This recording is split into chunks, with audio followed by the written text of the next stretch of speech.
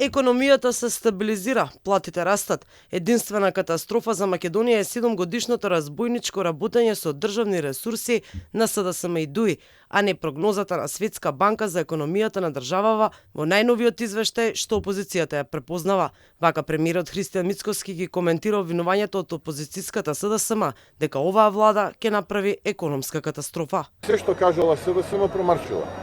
Така што овие пресконференции треба да бидат само знак дека спротивно од тоа што тие го кажуваат, така ќе биде во реалноста.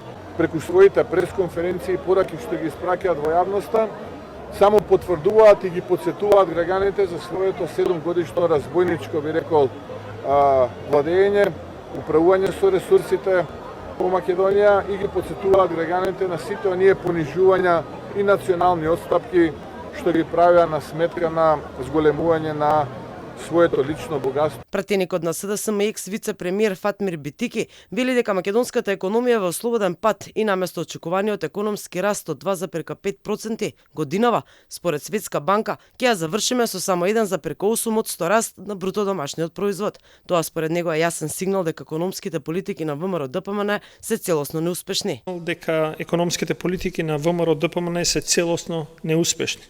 Економијата ни е на смртна постела.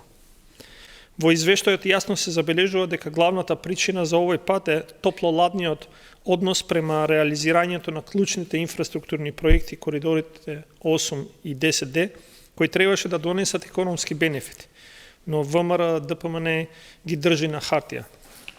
Наместо да се движиме напред, владата дозволи овие проекти да останат закочени, а тоа има катастрофални последици за бруто домашниот производ. Мицкоски вели дека владата преку соодветни мерки успеала да го запре слободниот пад на економијата. Единственото нешто што е катастрофално во Македонија е состојбата која што СДСМ ја остави после 7 години разбойничко управување со државните ресурси. Она што го прави оваа влада на ВМРО-ДПМН, предводена од ВМРО-ДПМН, е сето тоа да го консолидира. Јас сум прилично задоволен што слободното паѓање го сопревме. И добро е што откако е оваа влада, пак сите индикатори се позитивни.